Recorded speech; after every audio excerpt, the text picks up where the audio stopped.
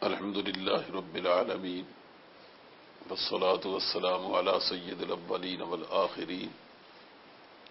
وعلى آله وأصحابه ومن تبعهم بإحسان إلى يوم الدين. أما بعد فأعوذ بالله من الشيطان الرجيم. بسم الله الرحمن الرحيم. إنما المؤمنون الذين آمنوا بالله ورسوله ثم لم يرتابوا وجاهدوا بأموالهم وأنفسهم في سبيل الله أولئك هم الصادقون. صدق اللہ مولانا العظیم. محترم حاضرین و ناظرین، قرآن و سنت سے ہمارا رشتہ مسلمان ہونے کی حیثیت سے ایسا بنیادی ہے کہ اس رشتے میں ذرا بھی کمی آ جائے تو ظاہر ہے کہ ہمارے اسلامی رشتے میں دراڑیں پیدا ہو جاتی. لیکن صدیوں سے ہم دیکھ رہے ہیں کہ مسلمان زوال پذیر ہیں اور ان کا رشتہ روز بروز قرآن و سنت سے کمزور تر ہوتا جا رہا. ہمیشہ اس پر ہمارے بڑے بڑے لوگوں نے غور و فکر کیا ہے کہ آخر ایسی کیا بیماری لگ گئی ہے اس امت کو کہ یہ ایسا زوال کا شکار ہوئی ہے کہ یہ زوال کہیں رکتا دکھائی نہیں دیتا. اسی زوال کے نتیجے میں ہم بہت سارے ملک کھو بیٹھے ہیں اور جگہ جگہ ہم نے ذلت کا شکار ہو کر بہت سارے نقصانات بھی اٹھائے اور آج تو پورا عالم اسلام ذلت کا شکار ہے اور یہ سمجھا جاتا ہے کہ آج مسلمانوں سے بڑھ کر کوئی ذلیل قوم نہیں ہے. لیکن آج نہیں ہے، یہ بہت پرانی بات کہی جاتی ہے کہ 1930 میں جب برنارڈ شاہ یہاں آیا تھا تو اس نے بظاہر اسلام کے خلاف اور حضرت صلی اللہ علیہ وسلم کے حق میں بیانات دیے تھے اور یہ کہا بھی تھا کہ میں اسلام کو سچا مذہب سمجھتا ہوں. لیکن جب اس سے یہ کہا گیا کہ پھر تم اسلام قبول کیوں نہیں کر لیتے تو اس نے کہا کہ میں ایک معزز قوم سے تعلق رکھتا ہوں اور مسلمان ایک ذلیل قوم ہے، تو میں ظاہر ہے کہ معزز لوگوں سے نکل کر ذلیل لوگوں میں شامل نہیں ہو سکتا.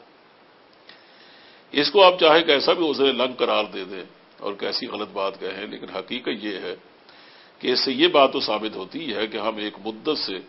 ایک ایسی ذلت میں مبتلا ہے کہ دشمن اس کو دیکھ کے ہنستا ہے لیکن ہمیں اپنی حقیقت کا یا اپنی حالت کو دیکھنے کی توفیق نصیب نہیں ہوتی.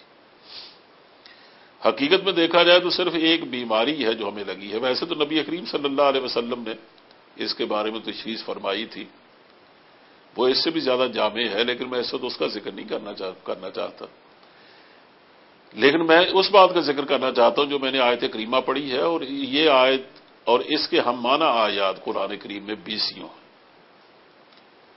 جس میں بار بار یہ کہا گیا ہے کہ حقیقت میں مومن وہ ہے کہ جس میں یہ بنیادی صفت پائی جاتی ہے، اور اگر یہ پائی نہ جائے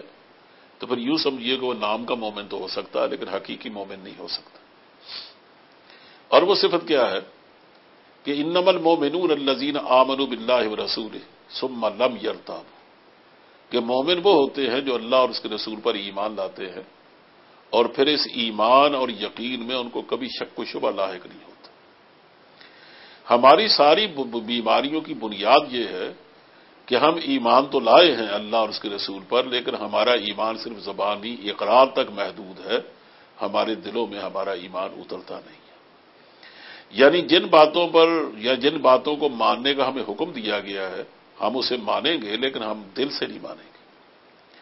جن باتوں پر عمل کرنے کا حکم دیا گیا ہے ان پر عمل کرنے کی توفیق ہمیں اس لیے نہیں ملتی کہ اس کے بارے میں جس عذاب کا ذکر ہے یا جن نتائج کا ذکر ہے ہمیں اس پر اطمینان نہیں ہے. اور خود ان احکام کے بارے میں بھی یہ سمجھتے ہیں کہ کوئی فرق پڑتا ہے کہ چاہے ہم اس پر عمل کر لیں چاہے نہ کریں، اس سے فرق کیا پڑتا. لیکن ان کو یہ معلوم نہیں، یا ہمیں یہ معلوم نہیں ہے کہ اس سے فرق یہ پڑتا ہے کہ اس سے ہمارے اسلام میں کمزوری واقع ہو جاتی ہے، یعنی اللہ اور اس کے رسول سے تعلق میں کمزوری پیدا ہو جاتی ہے. بظاہر تو یہ کہا گیا کہ جو لوگ اللہ اور رسول پر ایمان نہیں لاتے وہ ظاہر ہے وہ ایمان کا صاحب ایمان کیسے ہو سکتے ہیں، یعنی یقین نہیں رکھتے. یہاں نام تو دونوں کا ہے لیکن حقیقت کے اعتبار سے دیکھا جائے کہ اللہ کو ماننے کا ذریعہ بھی اللہ کا رسول ہی ہے. پہلے اللہ کے رسول کو مانا جاتا ہے تو اس کے بتانے پر کہ خدا بھی ہے، خدا کی یہ صفات ہیں، اس کے یہ حقوق ہیں، پھر آدمی خدا کو مانتا. پھر وہ بتاتا ہے کہ ایک آخرت بھی ہے جہاں جا کر جواب دہی کرنی ہے، پھر آدمی آخرت کو مانتا ہے۔ پھر وہ بتاتا ہے کہ مجھ پر ایک کتاب اتری ہے جس میں شریعت نازل کی گئی ہے، تو آدمی کتاب کو مانتا ہے، شریعت کو مانتا ہے۔ پھر جس جس حکم کے بارے میں بتاتا چلا جاتا ہے کہ اللہ نے یہی حکم مجھ پر اتارا ہے، وہ حکم نافذ ہوتا چلا جاتا ہے۔ اس طرح ایک معاشرہ، ایک سوسائٹی، ایک ریاست بنتی ہے اور ایک انقلاب مکمل ہو جاتا ہے۔ تو اس کا مطلب یہ ہے کہ بنیادی جو شخصیت ہے جس پر ہمارا دار و مدار ہے، ایمان کا بھی، دین کا بھی، ہماری پوری عملی زندگی کا بھی، وہ تو اللہ کا رسول ہے۔ اسی حقیقت میں یہ کہنا چاہیے کہ جب بھی ہمارا اللہ کے رسول پر ایمان کمزور ہوتا ہے، یقین کمزور ہوتا ہے، میں اس کی تھوڑی سی وضاحت کر دوں کہ قرآن کریم نے ایمان کا لفظ دو طرح سے استعمال کیا ہے۔ کبھی وہ اس کو استعمال کرتا ہے لام کی پریپوزیشن کے ساتھ، کبھی بے کی پریپوزیشن کے ساتھ، یعنی کبھی آمن لہو، کبھی آمن بہی۔ آمن لہو کا مطلب یہ ہوتا ہے صدقہ واعتمد علیہ، کہ وہ اس پر ایمان لایا۔ اس کا معنی یہ ہے کہ اس نے اس کی دل سے تصدیق کی اور اس پر اعتماد کیا۔ اور آمنہ بہی کا معنی ہوتا ہے ایقن بہی، کہ اس نے اسی بات کا یقین کر لیا۔ ہم اللہ کے رسول پر جب ایمان لانے کا دعویٰ کرتے ہیں، جیسے میں نے عرض کیا کہ بنیاد تو وہی ہے اور وہی واسطہ ہے اللہ پر ایمان کا بھی اور آخرت پر ایمان کا بھی۔ تو جب ہم یہ کہتے ہیں کہ ہم اللہ کے رسول پر ایمان لائے ہیں، تو اس کا مطلب یہ کہ ہم نے دل سے ان کی تصدیق کی ہے اور اس بات پر اعتماد کا اظہار کیا کہ جو کچھ آپ فرمائیں گے ہمیں اس میں کبھی تعامل نہیں ہوگا، اور اگر تعامل ہونے لگے، یعنی وہ یہ فرمایا کہ یہ چیز حرام ہے اور ہم دلیلیں دیں کہ یہ آج کے دور میں یہ حرام کیسے ہو سکتی، وہ جس بارے میں کہیں کہ یہ اگر تم کرو گے تو تمہیں عزت ملے گی، ہم کہیں نہیں، آج کے دور میں عزت نہیں مل سکتی، یہ پرانی بات ہے۔ تو اسے سمجھ لینا چاہیے کہ ہمارا نبی کریم صلی اللہ علیہ وسلم کے اخبار کے بارے میں، ان کے ارشادات کے بارے میں کیا رویہ ہے، اور یہی ہمارا اصل میں ذلت کا سبب ہے۔ اقبال نے اسی طرح اشارہ کرتے ہوئے کہا تھا کہ وہی دیرینہ بیماری، وہی نامحکمی دل کی، علاج اس کا وہی آب نشاط انگیز ہے صاحب، کہ یہ کوئی نئی بیماری نہیں ہے۔ جب بھی یہ بیماری لگی ہے، ایسے ہی بیماروں کو منافقہ کہتا ہے قرآن کریم، کہ اگر تم یہ بیماری تمہارے اندر پیدا ہو جائے گی تو جیسے منافق کا کوئی کردار نہیں ہوتا، اس کا کوئی ایمان نہیں ہوتا، اس کی کسی بات پر بھروسہ نہیں کیا جا سکتا، وہ زندگی میں کوئی بھی کارنامہ انجام نہیں دے سکتا، اس لیے کہ اس کے پیچھے نظریاتی قوت نہیں ہوتی۔ تو اس کو قرآن کریم منافق قرار دیتا ہے جو اللہ پر یا اللہ کے رسول پر ایمان میں دو عملی کا شکار ہے یا دو رائیوں کا شکار۔ تو اس لیے حقیقت یہ ہے کہ ہماری جو اصل بیماری ہے وہ یہی ہے کہ ہم حضرت صلی اللہ علیہ وسلم پر ایمان کا دعویٰ تو کرتے ہیں، لیکن نہ ہم دل سے ان کی تصدیق کرتے ہیں اور نہ ہم ان کی زبان پر اعتماد کرتے ہیں۔ حالانکہ صحابہ کا یہی ہمیں امتیاز معلوم ہوتا ہے۔ آپ دیکھ لیجیے مختلف واقعات میں کہ جب حضور جنگ بدر کے لیے تشریف لے جا رہے تھے تو راستے میں آپ نے مشاورت کے لیے صحابہ کو روکا، بلایا، تو آپ نے جو اس میں مشاورت طلب کی اور فرمایا کہ مجھے مشورہ دو کہ ایک طرف قافلہ جا رہا ہے، قافلہ تجارت، اور دوسری طرف ایک فوج آ رہی ہے، ہمیں کدھر جانا چاہیے؟ تو حضرت صدیق اکبر نے، حضرت مقداد نے، بعض مہاجرین نے بڑھ چڑھ کر فدائیانہ تقریریں کی، لیکن حضور پھر فرماتے تھے کہ مجھے مشورہ دو۔ انصار سمجھ گئے کہ حضور کا روح سخن ہماری طرف ہے، چنانچہ حضرت سعد اٹھے اور نے کہا کہ معلوم ہوتا ہے کہ حضور شاید ہم سے پوچھنا چاہتے ہیں۔ آپ نے کہا کہ ہاں۔ تو انہوں نے بنیادی طور پہ جو بات کہی وہ بات کو شروع ہی انہوں نے یہاں سے کیا کہ حضور ہم نے آپ کو اللہ کا نبی مانا، ہم آپ پر ایمان لائے، ایمان لانے کے بعد باقی سب باتیں ختم ہو جاتی ہیں۔ اب جو آپ فرمائیں گے ہم کریں گے، جس بات کی خبر دیں گے ہم پر یقین لائیں گے۔ آپ کی کسی بات کا انکار کر دینا یا اس میں تعمل کا اظہار کرنا یا اس میں شک و شبہ کا اظہار کرنا، یہ تو ایمان کی بنیادی طور پر مخالفت ہے۔ جب ہم آپ پر ایمان لے آئے تو اس کے بعد بات ختم ہو جاتی۔ آپ جنگ خندق میں دیکھ لیجئے کہ کتنا بڑا امتحان ہے مسلمانوں کا، کہ کل مسلمانوں کی تعداد 3000 ہے اور آنے والے لوگ کہا جاتا ہے کہ 10,000 سے لے کر 24,000 تک کی روایات موجود ہیں، اور وہ سارے کھاتے پیتے لوگ اور ان کے پاس جنگ یعنی اسلحہ جنگ مکمل ہے، ہر طرح کے حالات ان کے حسب حال، اور یہ بیچارے بھوکے ننگے لوگ، پاؤں میں جوتے تک نہیں ہیں ان کے، پیٹ پر پتھر باندھے ہوئے، اور خندق کھودی جا رہی ہے، لیکن اس میں بار بار امتحان لیا جا رہا ہے کہ مسلمانوں کے پاس اور کچھ ہو نہ ہو، ان کے پاس ایمان کی قوت ہونی چاہیے، اور اگر وہ ہے تو پھر کسی اور بات کا اندیشہ نہیں ہے۔ چنانچہ دیکھیے کتنا بڑا امتحان لیا گیا کہ جب راستے میں ایک چٹان حائل ہو گئی اور حضور کو اطلاع دی گئی چٹان ٹوٹتی نہیں ہے، تو آپ تشریف لائے، اس وقت آپ کے پیٹ پر 2 پتھر بندھے ہوئے تھے، معلوم تھا 2 دن کے فاقے سے تھے۔ آپ نے آ کر جب اس پہ ضرب لگائی ہے تو اس میں 3 ضربیں آپ نے لگائی اور تینوں دفعے اس میں سے شعلے پھوٹے، اور اس کے بعد وہ چور چور ہو گئی چٹان۔ تو اس میں آپ نے پہلی دفعہ فرمایا کہ میں نے یمن کے محلات دیکھے ہیں، پھر فرمایا میں نے فارس کے محلات دیکھے ہیں، پھر فرمایا میں نے روم کے محلات دیکھے ہیں۔ اور کہنے کا مطلب یہ تھا کہ تم یہ اس وقت کی 3 ہی یہ بڑی قوتیں ہیں، یمن تو دوسرے درجے کی قوت تھی، اور یہ دونوں اس زمانے کی سپر پاور کہی جاتی تھی، کہ وہ وقت دور نہیں ہے جب تم ان کو فتح کرو گے، تمہارے قدموں میں پڑی ہوں گی۔ اب اتنی بڑی بات کا یقین کون کر سکتا تھا؟ یعنی آج میں اگر کسی سے یا کوئی آدمی یہ کہنا شروع کر دے کسی اپنی اس قوم سے جو پاکستان میں بستی ہے کہ ہمیں تو اپنے حالات نے اس حد تک پریشان کر رکھا ہے کہ ہم اپنے حالات کی بری طرح گرفت میں ہیں، اور ہمیں کہنا شروع کر دیں کہ تم چند دنوں تک امریکہ کو فتح کر لو، تم فرانس اور برطانیہ کو فتح کر لو گے، تم ہندوستان کو فتح کر لو گے، تو مجھے ہر آدمی یہ سمجھ کا دیوانہ ہے۔ ہم اپنا دفاع ہی کر لیں تو بہت بڑی بات ہے، فتح کیا کرنا ہے؟ اس زمانے میں دونوں قوتیں ظاہر امریکہ کے برابر کی قوتیں تھیں اس زمانے کے حالات کے مطابق۔ حضور فرماتے ہیں کہ یہ تمہارے قدموں میں پڑی ہوگی، چند دنوں کی بات ہے، لیکن اس کے بارے میں کسی صحابی کے دل میں یہ تعامل پیدا نہیں ہوا، یہ کیسے ہو سکتا؟ وہ جب خندق کھودتے تھے تو بار بار وہ ترانے کے طور پر یہی ایک نغمہ گاتے تھے کہ رضینا باللہ ربن وبالاسلام دینا وبمحمد نبیا، ہم نے پسند کر لیا اللہ کو رب کے طور پر اور اسلام کو دین کے طور پر اور نبی کریم صلی اللہ علیہ وسلم کو پیغمبر کے طور پر۔ اس سے ہم عہدہ برا نہیں ہو سکتے، چاہے حالات اس سے بھی مخدوش کیوں نہ ہو جائے۔ حتیٰ کہ قرآن کریم کہتا کہ جب انہوں نے دیکھا احزاب کو اور جتھوں کو اور بے پناہ فوجوں کو، وَلَمَّا رَأَى الْمُؤْمِنُونَ الْأَحْزَابَ، تو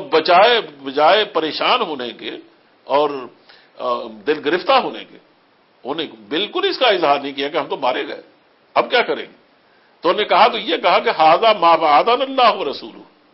وصدق اللہ ورسولہ وما زادہم الا ایمانا وتسلیما، کہا ان میں سے کوئی نئی بات نہیں ہے، تو حضور پہلے ہم بتا چکے ہیں کہ یہ کچھ تو ہوگا، لوگ تو تم پر حملہ آور ہوں گے، وہ تمہیں مٹانا چاہیں گے۔ تو کہا اتنے بڑے اجتماع نے بھی ان کے ایمان میں اضافہ کیا، کمی نہیں کی۔ یہ جو ان کی اصل قوت تھی، یہی قوت تھی جو ان کو جھکنے نہیں دیتی تھی، اور یہی قوت ہے جو قدم قدم پہ ان کے کام آئی ہے، اور ہمیشہ اسلام نے یہی قوت اپنے ماننے والوں میں پیدا کرنے کی کوشش کی۔ نبی کریم صلی اللہ علیہ وسلم کو اٹھ جانے کے بعد یہ امت میرے خیال میں قومی سطح پر شاید سب سے بڑے حادثے سے دوچار ہوئی ہے، ایسے کہ اس سے بڑا حادثہ اور کیا ہو سکتا تھا۔ صدیق اکبر کو چن لیا گیا خلیفہ،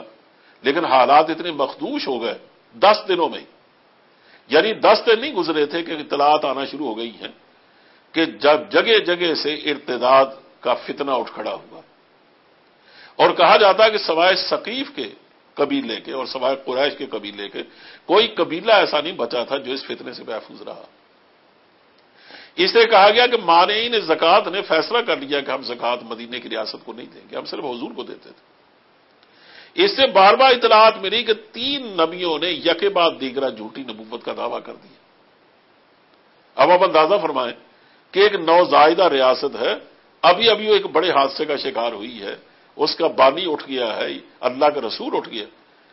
اور وہ ظاہر ہے کہ ابھی اپنے آپ کو سنبھال نہیں پائی، اپنے شیرازہ بندی اس کے سامنے ابھی اس کا مسئلہ بنا ہوا، اور پھر ساتھ ہی اس کے یہ کہ حضور نے جاتے ہوئے حکم دیا تھا، اسامہ کو ایک لشکر تیار کر کے دیا تھا کہ جاؤ جنگ موتا کے شہداء کا انتقام لے کے آؤ، اور وہی مسلمانوں کے پاس اس ٹریننگ آرمی تھی جو جن کی تعداد 3000 غالباً تھی، وہ 3 میل کے فاصلے پر وادی جرب میں پہنچے تھے کہ حضور کا انتقال ہو گیا۔ اب جب بعد میں مشاورت بیٹھی کہ ہمیں کیا کرنا چاہیے، تو ظاہر ہے کہ ایسے حالات میں کوئی بھی مشورہ کرے تو اس کے سوا اور کیا ہوگا کہ آپ کسی بڑے مسئلے کو پہلے حل کریں اور باقیوں کو بھی نظر انداز کریں، اپنے پاؤں تو جمانے کی کوشش کریں، اس وقت ریاست کے بچانے کی فکر کریں۔ لیکن حضرت صدیق اکبر کا فیصلہ یہ تھا کہ میں سب سے پہلے اس لشکر کو روانہ کروں گا۔ انصار نے کہا کہ دیکھیے آپ یہ کیا کر رہے ہیں، اگر ہماری آرمی چلی گئی باہر تو ہمارے پاس قوت ہی نہیں رہے گی، یہ مرتدین حملہ کر دیں گے، مانع زکوٰۃ حملہ کر دیں گے، دشمن بھرا ہوا ہے ہمارے جزیرہ عرب میں، ان کو موقع مل جائے گا حملہ کرنے کا، یہ تو ازواج مطہرات کو اٹھا کے لے جائیں گے، تو ہماری یہ خطرہ ہی خطرہ ہے۔ انہوں نے کہا کچھ بھی ہو، یہ میں ان کو روک نہیں سکتا۔ انہوں نے کہا کچھ مدت کے ہی روکیے، تو برہم ہو کر کہا کہ جس لشکر کو نبی کریم صلی اللہ علیہ وسلم نے روانگی کا حکم دیا ہے، قحافہ کا بیٹا اسے نہیں روک سکتا۔ یعنی دیکھیے کہ آن حضرت کی ذات گرامی پر اور آپ کے ایک حکم پر کس درجے کا یقین ہے اللہ کے اس عظیم انسان کو، جو ظاہر ہے کہ ویسے ہر لحاظ سے آن حضرت کے بعد انہی کا مقام و مرتبہ تھا۔ یہ یقین کی قوت معلومات ان کو غار ثور سے ملی تھی، جو پوری امت میں بھاری تھی۔ انہوں نے کہا کچھ بھی ہو جائے میں ضرور بھیجوں گا۔ انہوں نے کہا چلیے پھر اور کچھ نہیں تو آپ اسامہ کی جگہ کسی اور کو جرنیل بنا دیجیے۔ اسی کہ حضور کی زندگی میں تو بات دوسری تھی، اب حالات چونکہ بگڑ گئے ہیں تو ایک جہاندیدہ آدمی کو اتنے اہم لشکر کا جرنیل بن کے جانا چاہیے۔ تو آپ نے کہا جاتا ہے کہ عمر فاروق کی ڈاڑھی پکڑی کی وہ نمائندگی کر رہے تھے۔ انہوں نے کہا عمر تم چاہتے ہو کہ جس کو حضور نے تقرر فرمایا ہے میں اسے معذور کر دوں؟ تم یہ کیا کہہ رہے؟ یعنی میری یہ مجال کہ حضور نے ایک آدمی کو مقرر کیا اور میں معذور کر دوں اسے؟ اور پھر کہا گیا چلیے اگر ایسی بات ہے تو یہ جو مانعین زکوٰۃ ہے ابھی ان کو برداشت کریں آپ، آخر وہ کلمہ تو پڑھتے ہیں، ان کے خلاف ہم تلوار کیسے نکال سکتے ہیں؟ تو آپ نے پہلے یہ مطمئن کیا انہیں کہ تم نے پڑھا نہیں ہے کہ جو آدمی نماز اور زکوٰۃ کو الگ کرتا ہے کلمے سے، قرآن کریم نے اس کو مسلمان تسلیم نہیں کیا۔ تو یہ لوگ نماز پڑھتے ہیں لیکن زکوٰۃ نہیں دیتے، قرآن کریم ان کو تسلیم نہیں کرتا، تم کیسے کرتے ہو؟ میں تو ان کے خلاف قتال کروں گا۔ پھر کہا چلیے بختی تو ہم ان کو برداشت کریں۔ تو آپ نے وہ تاریخی جملہ ارشاد فرمایا تھا کہ دیکھو اللہ کے رسول نے جاتے ہوئے میرے سپرد ایک امانت کی ہے، وہی امانت پوری امت نے میرے سپرد کی۔ اس امانت کے 5 ستون ہیں، کلمہ طیبہ، نماز، روزہ، حج اور زکوٰۃ۔ آج ایک ستون گر رہا ہے نا، اور میں اس کو اگر برداشت کر لوں، پرسوں دوسرا گرے گا، پرسوں تیسرا گرے گا، اور نرسوں چوتھا بھی گرے گا، اور یہ پوری عمارت دھڑام سے گر جائے گی۔ تو تم چاہتے ہو کہ میری زندگی میں یہ حادثہ ہو جائے؟ کہا آئین کا سد دین و بہانہ ہے، کیا دین میں کمی کی جائے اور میں زندہ رہوں؟ کہا یہ نہیں ہو سکتا، اگر میں زندہ ہوں تو دین میں کمی نہیں ہو سکتی، 2 باتوں میں سے ایک ہی ہوگی۔ میرے اولاد کو بھیڑیے اٹھا کے لے جائے میں یہ تو برداشت کر سکتا ہوں، لیکن اسے میں برداشت نہیں کر سکتا۔ اب دیکھیے ابو بکر کے پاس کون سی قوت ہے سوائے اس کے کہ جو دین اللہ کے رسول ان کے حوالے کر کے گئے ہیں اور جو کچھ ارشادات فرما کے گئے ہیں، جو ہدایات دے کے گئے ہیں، ان سے وہ سرے منہ بھی پیچھے ہٹنے کو تیار نہیں۔ ان ذمہ داریوں کی ادائیگی کو ان کو فکر ہے۔ رہی یہ بات کہ حالات کے حسب حال نہیں ہے، تو وہ جانتے ہیں کہ پہلے ہمارے حالات کیسے حسب حال ہوتے تھے، ہم ہمیشہ حالات سے لڑ کر اپنی یہ راستہ نکالتے رہے ہیں، اور اللہ ہمیشہ ہماری تائید کرتا رہا۔ چنانچہ اس بارگاہ نبوت کے مجذوب نے تو عشق و محبت میں آ کر یہ اقدامات کیے تھے، لیکن ان میں سے ایک ایک قدم نے باقاعدہ ان کے لیے کامرانی کے راستے کھولے۔ یعنی اگر عقل کے اعتبار سے دیکھا جائے نا، عقل سے پوچھا جائے کہ جب یہ لشکر بھیج دیا گیا، اندر کوئی ان کے پاس قوت نہ رہی،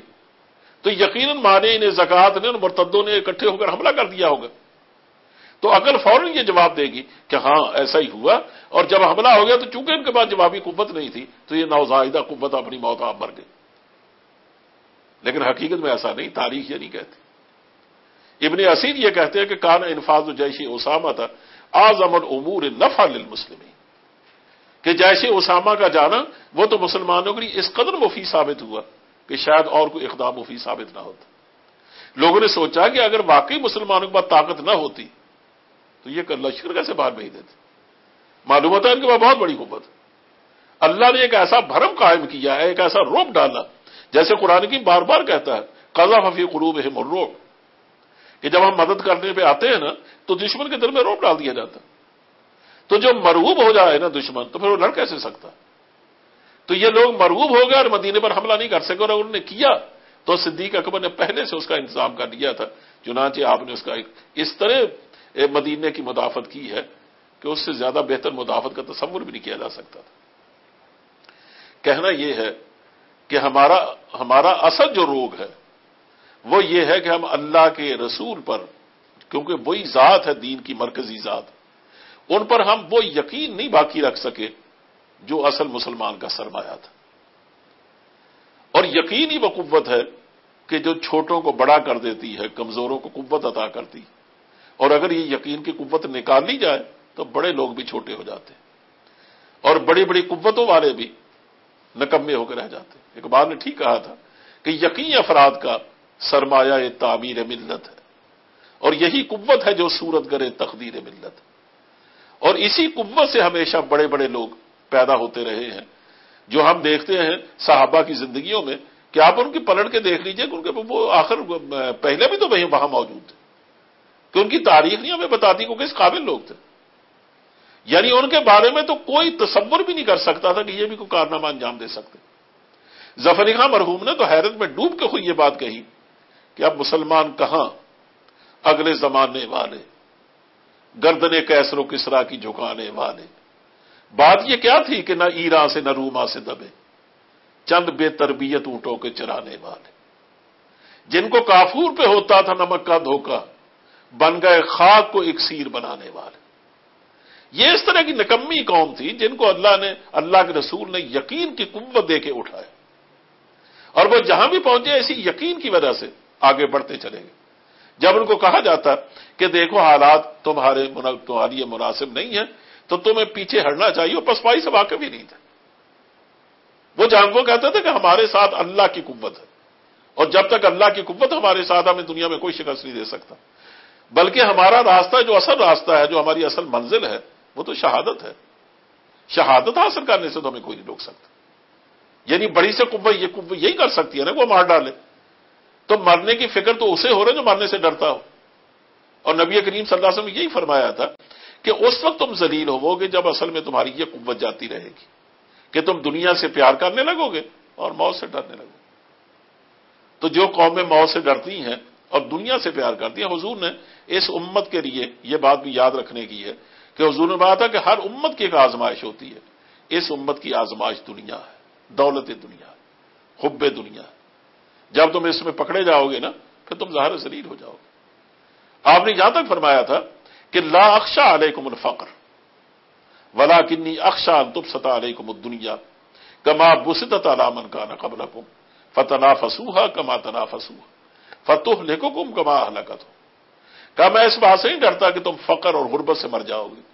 میں اس بات سے ڈرتا ہوں کہ تم پر دنیا کھول دی جائے گی، دولت دنیا تمہیں کھا جائے گی، پھر تم پہلی امتوں کی طرح اس میں ایک دوسرے سے آگے بڑھنے کی دوڑ میں لگ جاؤ گے کہ میں اس کے آگے وہ میرے آگے، پوری امت مسلمہ اسی دوڑ میں لگ جائے گی۔ اسی دوڑ نے پہلی امتوں کو تباہ کیا ہے، یہی دوڑ تمہیں لے بیٹھے گی۔ تو یہ حب دنیا یہ سب سے بڑا مرض ہے امتوں کا، اور جو دنیا کے اسیر ہو جاتے ہیں وہ ظاہر ہے کسی بھی جذبے سے عاری ہو جاتے ہیں۔ اور دوسرا یہ ہے کہ آدمی کے پاس اصل قوت یہ ہے کہ وہ اپنے مقصد کے لیے، اپنی منزل حاصل کرنے کے لیے، اپنے ہدف کے لیے موت سے کھیلنا جانتا ہو، اور جو موت سے کھیلنا نہیں جانتا وہ آنسو تو بہا سکتا ہے، وہ خون نہیں بہا سکتا۔ اکبر مرحوم نے ٹھیک کہا تھا، جو دیکھی ہسٹری تو دل کو پھر کامل یقین آیا، جسے مرنا نہیں آیا اسے جینا نہیں آیا۔ ہمیں اللہ کے رسول نے موت اور زندگی کا راز بتایا تھا، اور ان باتوں پر ہمیں یقین کی قوت عطا کی تھی، اور حضور کی ذات کے حوالے سے ہم سوچتے تھے اور اسی کے حوالے سے زندگی گزارتے تھے۔ یہ دائرہ جب سے ٹوٹ گیا ہے ہماری زندگیوں میں غم کے سائے گہرے ہوتے جا رہے ہیں۔ اللہ کرے کہ ہم ان حقیقتوں کو سمجھیں اور دوبارہ اپنی زندگی بنانے کی کوشش کریں۔ وآخر دعوانا ان الحمدللہ رب العالمین۔